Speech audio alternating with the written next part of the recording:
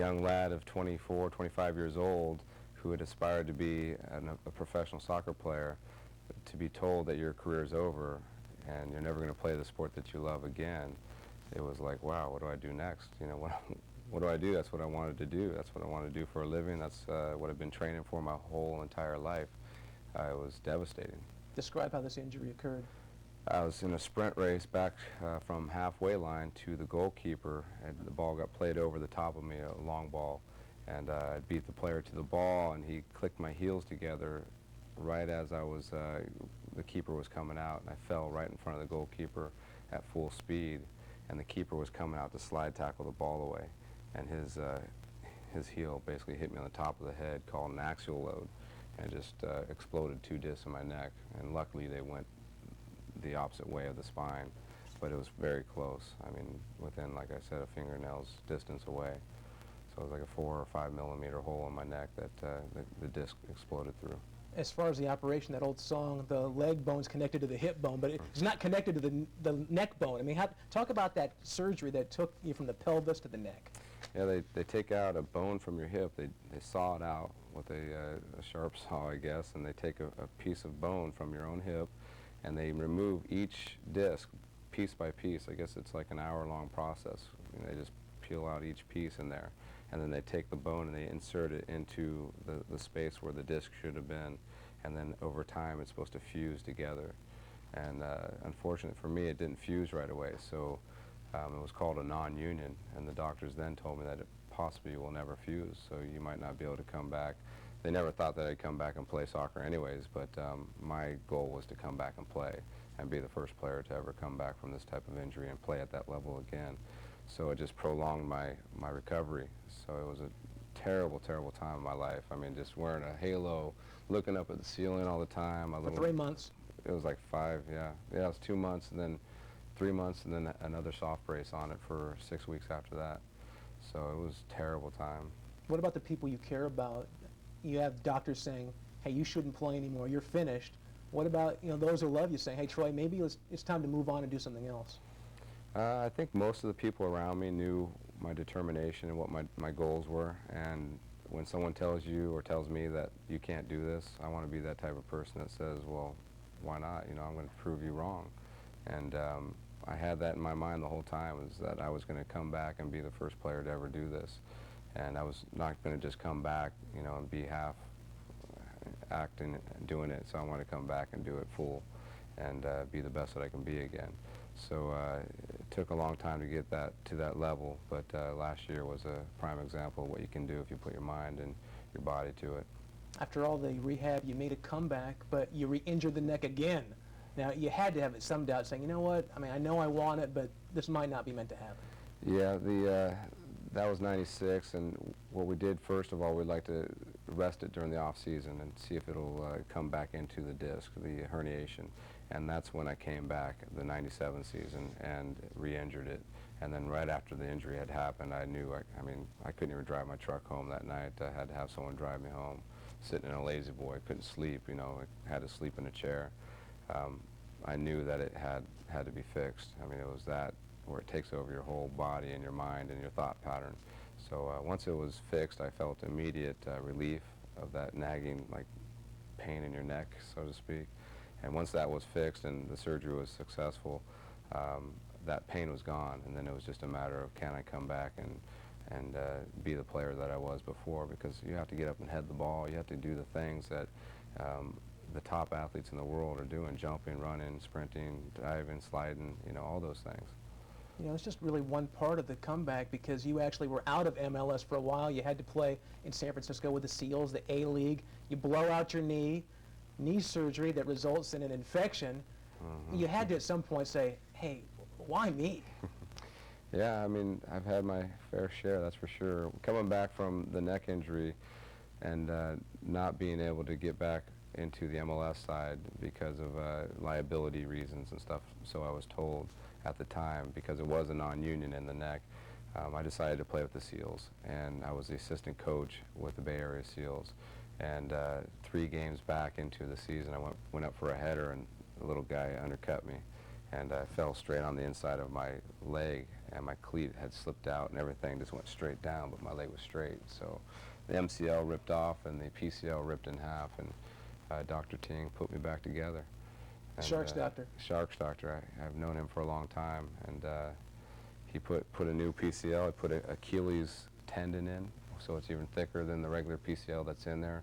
Drilled a hole through the middle of my knee, and you can see right here I've got a screw there, and they screwed it in there and attached it to the middle of the knee, and then put back my MCL. So it was a extensive surgery, but another one that hasn't been done and come back from in the MLS. So I'm kind of a bionic guy here. Yeah. I'm putting together. Hopefully he gave me a sprinter's Achilles tendon, someone that was fast.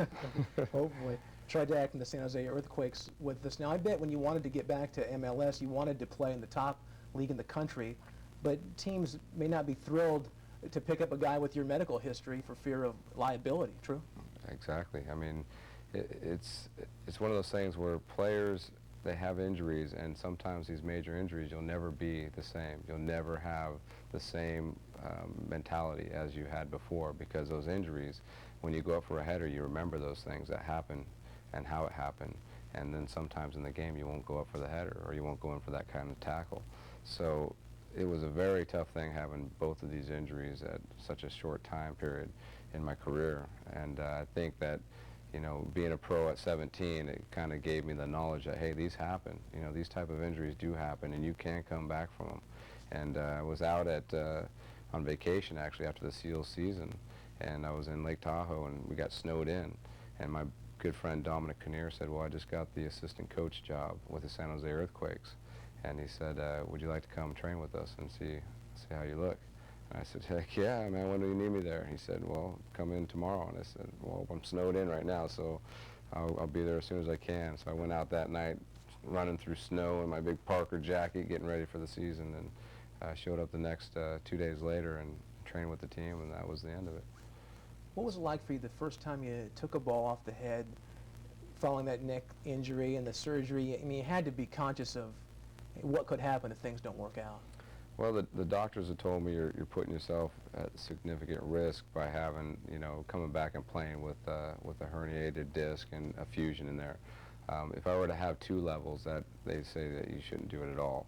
But just being 1 level fused, they say that the other levels will compensate for it. So they say that the chance of catastrophic injury is not, huge, but it is there. You're at risk more than the regular player. So it was a tough first week back, I'll tell you, going up for a header, getting flipped where you land on your back or your neck sometimes, or your head.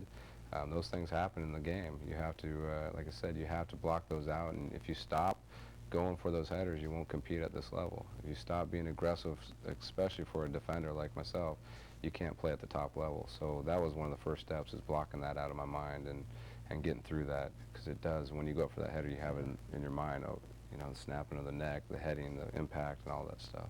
Ironically, the biggest goals you've ever scored have been with your head, and the opener in Los Angeles last season, and then the clincher against Miami in the playoffs. It was huge. Yeah, it was, like I said to you earlier, it's a Cinderella story for me. It's been a wonderful, I just got up there and poked it in. Look at that vertical.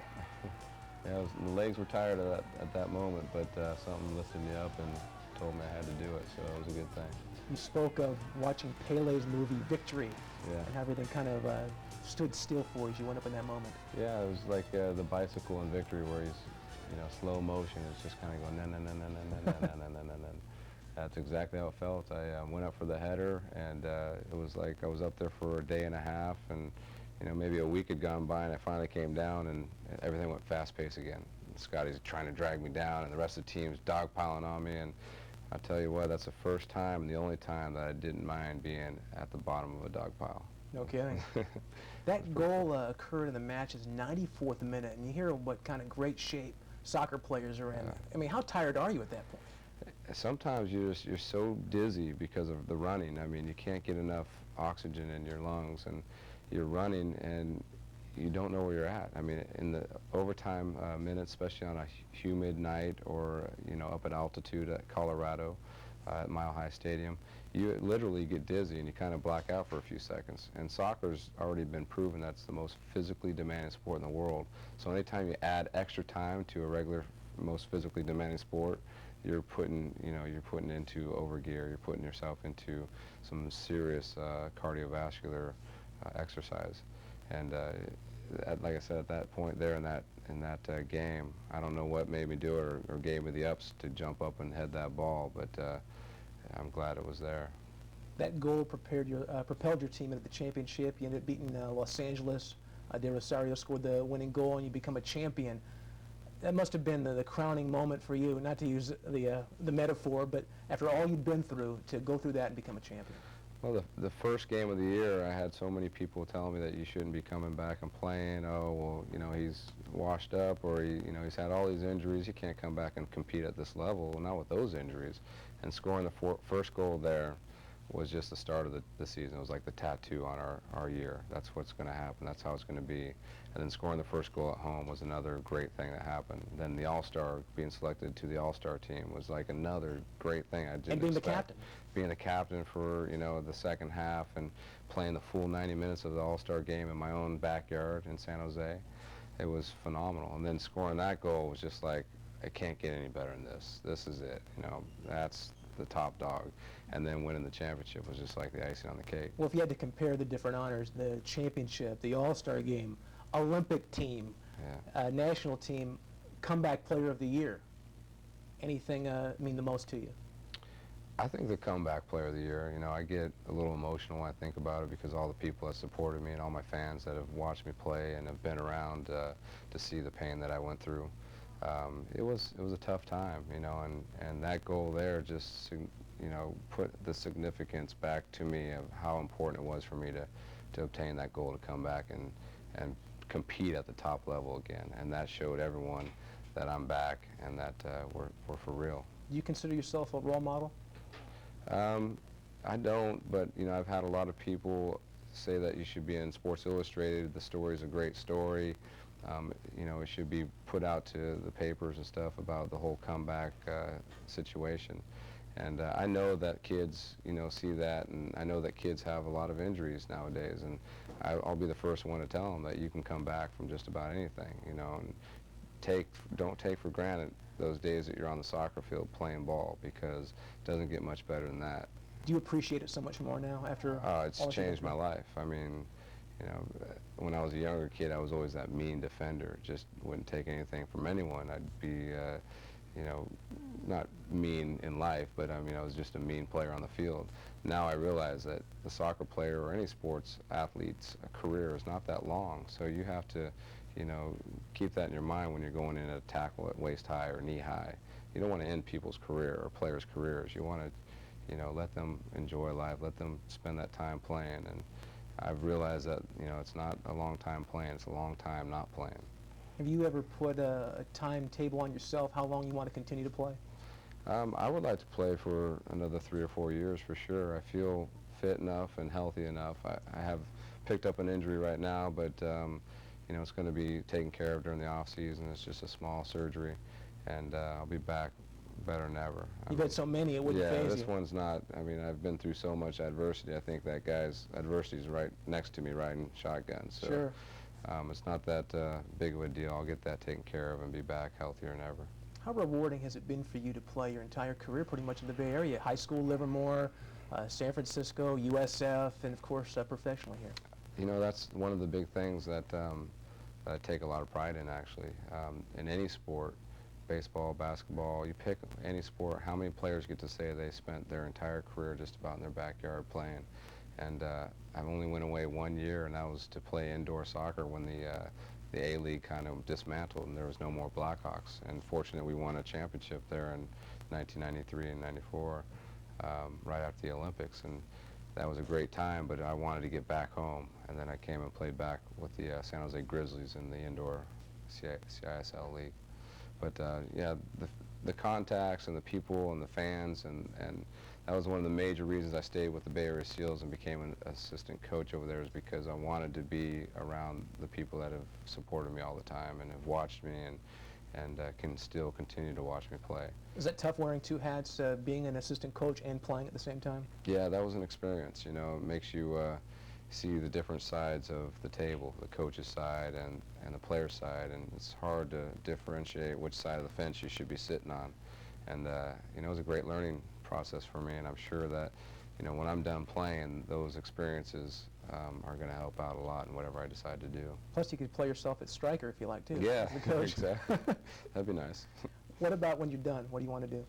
You know, I've thought about that already, and, you know, especially with the injury, it gave me a different perspective on life, and I've already started up a business. It's called Combat Soccer, K-O-M-B-A-T. I have a soccer store in South Sacramento, and we opened it 3 weeks ago. And we've got a website that's going to have all the soccer gear, mostly, you know, Kappa. I'm sponsored by Kappa, but we'll have Adidas and all that stuff. So it's a great adventure, and you know, it's going really well right now, and possibly, you know, have one here in the Bay Area in the years to come.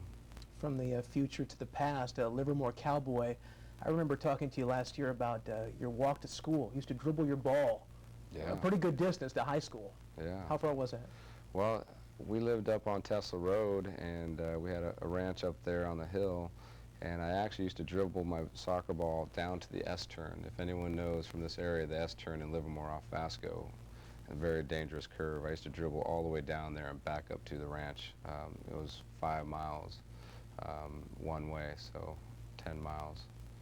And I'd do it probably at least once a week training before the Olympics. I wanted to get fit. And You have any friends think you were kind of kooky for I had using people that? honking at me all the time, Yeah. you know, and some of them knew about it because, you know, there was an interview or a newspaper clipping about it, and they'd shout out the window, good luck, or keep going, or dribble faster. Who were Troy Dayak's role models in soccer coming up? In soccer? Or life? Well, Pele was a big influence on, you know, all of soccer, I think, and, you know, just his athleticism and his desire to be the best. You know, I really enjoyed that.